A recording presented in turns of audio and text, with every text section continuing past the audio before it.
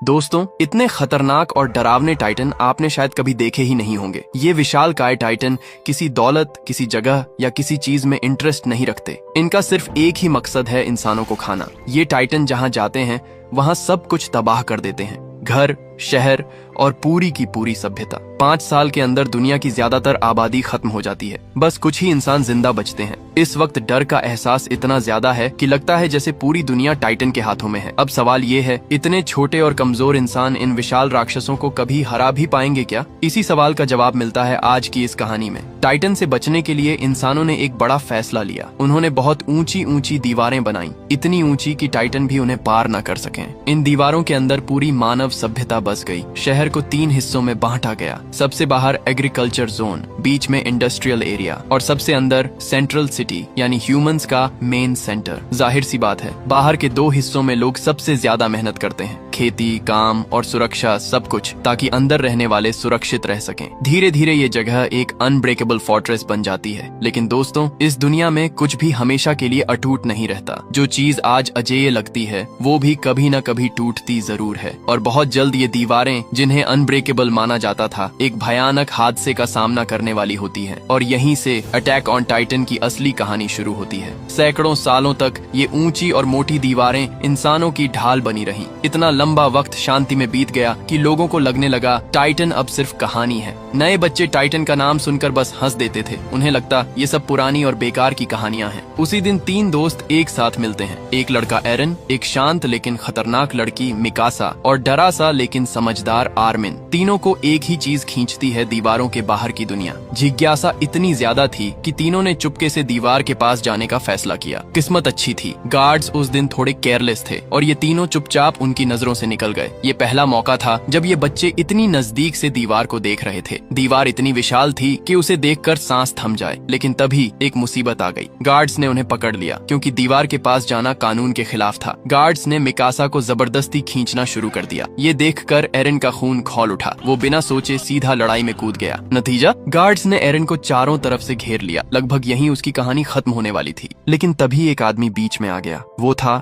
एरन का चाचा। अगर वो वक्त पर ना आता तो एरन का हाल बहुत बुरा हो सकता था। चाचा ने गार्ड्स को रोका और तीनों बच्चों को वहाँ से ले गए। फिर उन्होंने एक गुप्त बात बताई। असल में सरकार एक बड़ा फैसला लेने वाली थी। एक नया मिशन दीवारों के बाहर जमीन वापस लेने का। यानी इंसान फिर से टाइटन की दुनिया में कदम रखने वाले थे। और यहीं से कहानी और भी खतरनाक होने वाली थी, क्योंकि जो शांति सदियों से बनी हुई थी वो अब टूटने वाली थी। और तभी अचानक जमीन जोर जोर से कांपने लगी। ऐसा लगा जैसे पूरी दुनिया हिल गई हो। लोग समझ ही नहीं पाए कि हो क्या रहा है। वो विशाल दीवार, जिसे इंसान सदियों से अजेय मानते आ रहे थे, उस पर एक गहरी दरार पड़ने लगी। अगले ही पल एक भयानक दहाड़ पूरे आसमान को चीरती हुई गूंजी और फिर दीवार के ऊपर एक डरावना सिर उभर आया। उसका चेहरा इंसानों से कई गुना बड़ा था। आंखों में क्रूर आग जल रही थी। ये देखकर लोगों के दिमाग सन्न हो गए। ये कैसे संभव है? दीवार से भी ऊंचा टाइटन। ये तो साधारण टाइटन नहीं था, बल्कि एक म्यूटेंट जैसा टाइटन लग रहा था। बच्चे पूरा कांप रहे थे। ये पहला मौका था जब सैकड़ों साल बाद इंसान फिर से टाइटन को अपनी आंखों से देख रहे थे। और फिर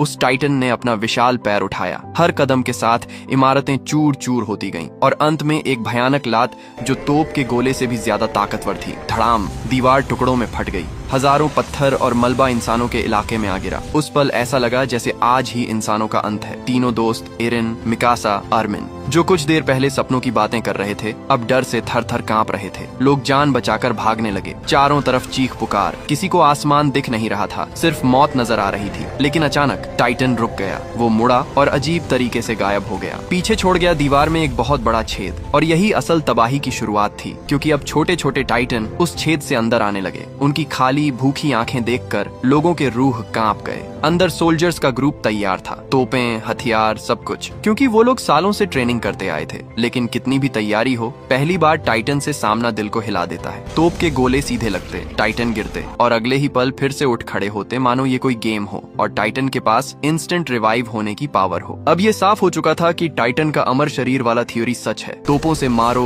गिराओ, फाड़ दो, लेकिन कुछ ही सेकंड में वो फिर से खड़े हो जाते। ये लड़ाई बराबरी की थी ही नहीं। इंसान पूरी तरह डोमिनेट हो चुके थे। तोप खाना गड़बड़ा गया, सैनिक ऑर्डर भूल गए, अब कोई रणनीति नहीं, बस चीखें और भागो। और टाइटन, उन्हें कोई जल्दी नहीं थी। वो धीरे धीरे चलते हुए ऐसे आगे बढ़ रहे थे जैसे डिनर पर जा रहे हों। एक टाइटन सैनिक को आसानी से उठाता है और मुंह में डाल लेता है बिना किसी इमोशन के। ये दृश्य देखकर कुछ सैनिकों का दिमाग ही टूट गया। डर इतना ज्यादा था कि कुछ ने लड़ने से पहले ही हार मान ली। लेकिन असली तबाही अब शुरू हुई। शहर की सड़कों पर सिविलियंस भागने लगे। माएं, बच्चे, बूढ़े, सब कुछ अराजकता में बदल गया। टाइटन के लिए इंसान बस खिलौने थे। जैसे आलू उठाते हैं वैसे वो लोगों को उठा रहे थे।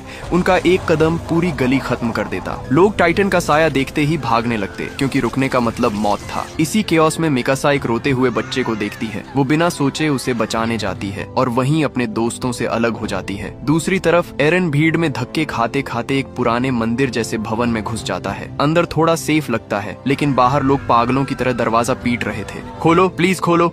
अंदर बैठे लोग डर से चुप थे। किसी में हिम्मत नहीं थी दरवाजा खोलने की। और तभी एरन चीख पड़ता है, दरवाजा खोलो। पूरे कमरे में सन्नाटा छा जाता है। सबकी निगाहें सीधे एरन पर टिक जाती हैं। उस पल वो समझ जाता है, अगर अब एक शब्द भी ज्यादा बोला तो शायद उसे ही बाहर फेंक दिया जाएगा। और यहीं एरन पहली बार समझता है, सबसे बड़ा दुश्मन सिर्फ टाइटन नहीं, डर भी है। बाहर झांक कर देखने पर मिकासा वहाँ बिल्कुल अकेली खड़ी थी। लेकिन एरन डर के मारे दरवाजा खोलने की हिम्मत ही नहीं जुटा पाया। वो अंदर ही कांपता हुआ खड़ा रह गया। उसने अपनी आंखों से देखा टाइटन उस इंसान को पकड़कर ले जा रहे हैं जिससे वो सबसे ज्यादा प्यार करता था। मिकासा ने बस एक बार उसकी तरफ देखा। उस नजर में न गुस्सा था, न चिल्लाना, सिर्फ गहरी निराशा। उसने कुछ भी नहीं कहा। अचानक पूरा कमरा जोर से हिलने लगा। तभी एरन को थोड़ी हिम्मत आई। वो दरवाजा खोलकर बाहर दौड़ा, लेकिन बाहर मिकासा कहीं नहीं थी। अचानक पीछे से एक डरावनी गर्जना सुनाई दी। जिस मंदिर से वो अभी अभी बाहर आया था, वहीं पर टाइटन ने हमला कर दिया। अंदर मौजूद लोगों को टाइटन ने मांस की चक्की की तरह कुचल डाला। खून से सने हाथ खिड़कियों से बाहर निकलकर मदद की गुहार लगा रहे थे। वही लोग जो थोड़ी देर पहले दूसरों के लिए दरवाजा खोलने से मना कर रहे थे। एरन ये सब देखकर पूरी तरह टूट गया। जो शहर कभी लोगों से भरा हुआ था, अब वहाँ एक भी इंसान नहीं बचा था। जो कुछ भी उस दिन हुआ वो एक ऐसा डरावना याद बन गया जिसे कोई कभी भूल नहीं सकता। अब 2 साल बाद जो लोग उस नरसंहार में जिंदा बचे थे वो सब इंडस्ट्रियल एरिया में आ गए। अब एग्रीकल्चरल एरिया पूरी तरह टाइटन के कब्जे में था। इस वजह से खाने की भारी कमी थी। लोग दिन में सिर्फ एक बार खाना खाते थे। एग्रीकल्चरल एरिया को वापस लेने के लिए चांदी बालों वाले एक कप्तान ने एक खास लड़ाकू स्क्वाड बनाया। एरन और आमिन बिना डरे उस स्क्वाड में शामिल हो गए। उनकी योजना थी आज रात बाहरी इलाके में घुसकर हमला करना। ये मिशन बेहद खतरनाक था, क्योंकि अगर टाइटन ने उन्हें देख लिया तो लाश ढकने के लिए चादर भी नसीब नहीं होगी। लेकिन किस्मत से टाइटन को देर तक सोना बहुत पसंद है। रात के समय अगर कोई आवाज उन्हें जगाने वाली ना हो तो टाइटन सीधे सुबह तक सोते रहते हैं। यही मौका देखकर पूरी टुकड़ी चुपचाप बाहर निकलती है। लोगों के बीच एक अफवाह फैली हुई थी कि एग्रीकल्चरल एरिया में एक रहस्यमयी महिला युद्ध देवी रहती है जिसने सिर्फ 1 साल में दर्जनों टाइटन मार डाले हैं। टीम सावधानी से एग्रीकल्चरल एरिया में आगे बढ़ती है। इस उजड़े हुए इलाके में उन्हें कई गायें दिखाई देती हैं। जैसा कि कहा जाता है टाइटन को जानवरों में कोई दिलचस्पी नहीं होती। अचानक सामने के एक खंडहर बने घर से बच्चे के रोने की आवाज आती है। एरन और एक लड़की घर की तरफ बढ़ते हैं जांच करने के लिए। तभी अचानक चिपचिपा सा कुछ लड़की के चेहरे पर टपकता है। एरन ऊपर देखता है और तब पता चलता है कि वो टाइटन का बच्चा है। बच्चा जाग जाता है, इधर उधर हाथ पैर मारने लगता है और फिर धड़ाम से नीचे मंजिल पर गिर जाता है। दर्द के मारे वो जोर जोर से रोने लगता है। उसकी आवाज पूरे इलाके में गूंज जाती है। मतलब साफ है, ये आवाज खून के प्यासे टाइटन को जगा देगी। इस बार तो उस बच्चे के माँ बाप, चाचा ताऊ सब जागने वाले हैं। टीम का कप्तान सबको शांत रहने को कहता है। घबराओ मत, सब संभल जाएगा। लेकिन उसकी बात पूरी भी नहीं होती कि एक विशाल हाथ उसे पकड़ लेता है। अब साफ हो चुका था टाइटन अपने बच्चे की रक्षा के लिए दौड़ पड़े हैं। अब बस जो तेज भागेगा वही जिंदा बचेगा। कप्तान तो गाड़ी में चढ़कर सीधे भाग निकलता है, जबकि बाकी लोग अभी गाड़ी तक पहुंच भी नहीं पाए थे, बस जान बचाने के लिए भागते जा रहे थे। लेकिन दुर्भाग्य से टाइटन का विशाल सड़ा हुआ पैर उनके रास्ते में आ जाता है। तभी आसमान में एक बहादुर परछाई दिखाई देती है। सिर्फ इतना दिखता है कि कोई इंसान रस्सियों से लटकता हुआ हवा में आजादी से उड़ रहा है। क्या ये वही है, वो रहस्यमयी युद्ध देवी? और फिर वो महिला योद्धा सीधे कार्रवाई में कूद पड़ती है। वो एक तेज वार करती है और टाइटन की गर्दन के पीछे का हिस्सा काट देती है। तभी सबको समझ आता है कि टाइटन की भी एक जानलेवा कमजोरी होती है। रिसर्च के बाद पता चला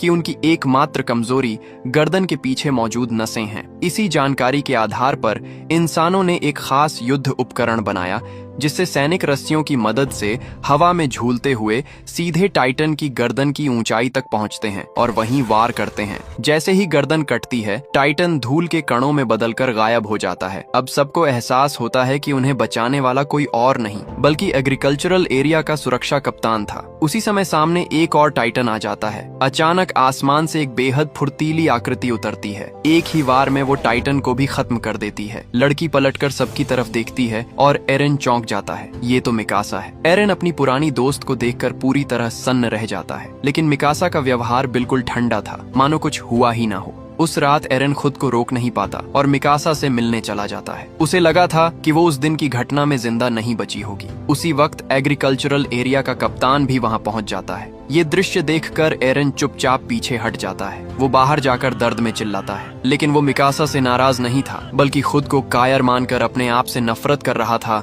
कि उस दिन वो उसे बचा नहीं पाया। जब वो जोर जोर से रो रहा होता है, तभी एक हाथ उसका मुंह ढक लेता है। लड़की फुसफुसाकर कहती है, अगर और चिल्लाए तो टाइटन का ध्यान इधर आ जाएगा। दोनों जल्दी से एक इमारत में जाते हैं। लड़की माहौल हल्का करने की कोशिश करती है और ईरन के साथ मिलकर इंसानों की पॉपुलेशन बढ़ाने की कोशिश करती है, लेकिन तभी एक विशाल आंख खिड़की से अंदर झांकती है। किस्मत अच्छी थी कि वो पल और आगे नहीं बढ़ा, लेकिन टाइटन फिर से हमला करने ही वाला था। वो दानव लड़की पर हमला करने की कोशिश करता है, मानो सोच रहा हो अगर ये किसी के काम नहीं आई तो मैं ही इसे निगल लूं। जब सभी लोग होश में आते हैं तो देखते हैं कि चारों तरफ टाइटनों ने उन्हें घेर लिया है। सब जल्दी जल्दी अपना आर्मर पहनते हैं। एक बार फिर जीवन और मृत्यु की लड़ाई शुरू हो जाती है। कमजोर दिखने वाले इंसान अपनी तेजी और फुर्ती का फायदा उठाते हुए हवा में उड़ते हैं और टाइटनों की गर्दन के पीछे वार करते हैं, लेकिन इसकी कीमत भी भारी होती है। कई सैनिक टाइटनों द्वारा पकड़दार को मार देता है और बेरहमी से मार गंभीर रूप से घायल हो जाता है। एक और भयानक घटना घटती है। एक लालची आदमी उनका बम से भरा वाहन चुरा लेता है। ये देखकर एक लड़की गुस्से से भर जाती है। वो जलता हुआ सामान गाड़ी पर फेंकती है और खुद भी उसमें कूद जाती है। दोनों के बीच जानलेवा लड़ाई होता है, लेकिन तभी गाड़ी कंट्रोल से बाहर हो जाती है और सीधे टाइटनों की भीड़ की ओर बढ़ जाती है। अगले ही पल एक जबरदस्त विस्फोट होता है। हालांकि टाइटनों की असली कमजोरी गर्दन के पीछे होती है। नॉर्मल हथियार उन्हें पूरी तरह नहीं मार पाते। ये जगह अब धरती का नर्क बन चुकी थी। इस बीच आर्मिन पूरी तरह थक चुका होता है। उसमें लड़ने की ताकत नहीं बचती, लेकिन एरन अब भी पागलों की तरह टाइटनों पर टूट पड़ता है। वो तेजी से हमला करता है और एक टाइटन को मार गिराता है, लेकिन आखिरी वार में जरा सी चूक हो जाती है। वो सीधे एक टाइटन के मुंह में जा गिरता है। टाइटन उसका एक पैर काट लेता है और उसे दूर फेंक देता है। उधर आर्मिन को भी दूसरा टाइटन पकड़ लेता है। ऊपर से एक महिला सैनिक उसे बचाने के लिए तीर चलाती है, लेकिन टाइटन को कोई असर नहीं पड़ता। ये टाइटन कुछ अलग ही था। गर्दन पर तलवार लगने के बाद भी वो नहीं मरता। उसका शरीर असाधारण रूप से कठोर था। अब वो लड़की बस बेबस होकर देखती है कि आर्मिन को निगलने ही वाला है। हालांकि एरन एक पैर खो चुका था, फिर भी वो हार मानने को तैयार नहीं था, क्योंकि 2 साल पहले अपनी प्रेमिका को न बचा पाने की वजह से वो उससे इतने दूर था। ये पछतावा एरन के दिल में सबसे गहरा घाव बन चुका था। इस बार वो कसम खाता है कि किसी भी हालत में आर्मिन को मरने नहीं देगा। वो जानबूझकर खुद को टाइटन के मुंह में जाने देता है, उसके जबड़े को रोकता है और किसी तरह आर्मिन को बाहर खींच लेता है, लेकिन खुद वो उसी टाइटन के मुंह में रह जाता है और उसे निगल लिया जाता है। टाइटन के पेट के अंदर एरन देखता है कि उसके जैसे कई और लोग पहले से फंसे हुए हैं। ये देखकर उसका गुस्सा फूट पड़ता है। वो पूरी ताकत से चिल्लाता है और अपनी सारी पीड़ा